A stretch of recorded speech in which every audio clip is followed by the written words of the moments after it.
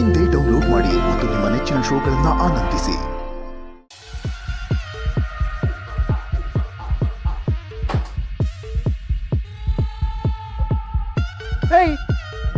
ಯಾರ್ದಾದ್ರೂ ರೂಮಿಗೆ ಬರ್ಬೇಕಾದ್ರೆ ಬಾಗ್ಲು ತಟ್ಟಿ ಪರ್ಮಿಷನ್ ತಗೊಂಡ್ ಬರ್ಬೇಕು ಅನ್ನೋ ಕಾಮನ್ ಸೆನ್ಸ್ ಇಲ್ಲ. ಓಹೋ, ಇವ್ ಏನ್ ಬಾರಿ ದೊಣ್ಣೆ ನಾಯ್ಕ. ಇವನ ಹತ್ರ ಪರ್ಮಿಷನ್ ಬರೋದ್ ಕೇಳ್ಕೊಂಡ್ ಬರ್ತಾರ.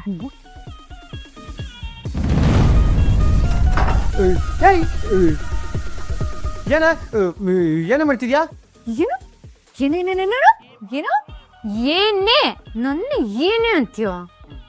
ಹೌದು ಕಣೆ, ಏನೇ ಅಂತೀನಿ. ಏನಿವಾಗ?